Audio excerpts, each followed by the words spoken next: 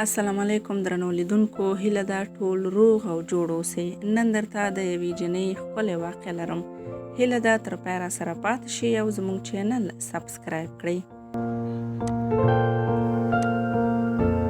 یوه جنۍ وایي هره ورځ چې به تېرېده او هره شپه چې به سبا کېده نو ډار به مې لا په زیاتېدو و. د ژوند کولو هیله به مې له لاسه ورکوله. داسې فکر به مې کوو لکه څوک چې مې هره شیبه وژني. ټولو خوشحالیو مې د ژوند نه کډه کړې وه. ژوند مې ډېر سوړ او بې خونده و. او د دې ټولو لامل دا و چې زه مې کورنۍ په کوچنیوالي کې د ورور په بدل کې کاکا زوی ته په نوم کړی وم.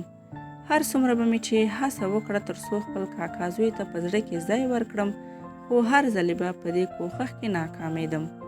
ما تل ورته د ورور په سترګه کتل، خو خبره نه وم چې هغه به مې راتلونکی خاوند وي. د ژوند کولو هیله مې له لاسه ورکړه. بس هسې به مې د ژوند په نوم شپې ورځې سبا کولې. زما د واده کولو وخت را ورسید او واده مې تیار شو.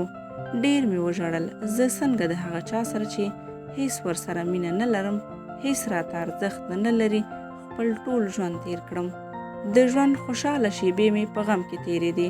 واده مې وکړ، وخت تېرېدو، هره ورځ خفګان، هره ورځ جنګ، هره ورځ وهل ټکول، دا و زما بې خونده زندگی. او اوس هم په دې سرو لمبو کې شپې ورځې سبا کوم. په ډېر کم عمر کې مور شوم. خپل ماشوم مې هم له لاسه ورکړ، ځکه چې زه خپله ماشومه وم او د ماشوم د لویولو توان مې نه درلوده. زه به هیڅکله هم خپله کورنۍ ونه بخم، هیڅکله به یې خواته ورنشم. زما ژوند، خوشحالۍ او ټول ارمانونه یې راته قتل کړل. نو درنو لیدونکو، خوشحاله ژوند کول د هر چا حق دی. ټول حق لري آزاده واوسي. نو هیڅکله د نورو خوشحالۍ او ازادۍ مه اخلئ.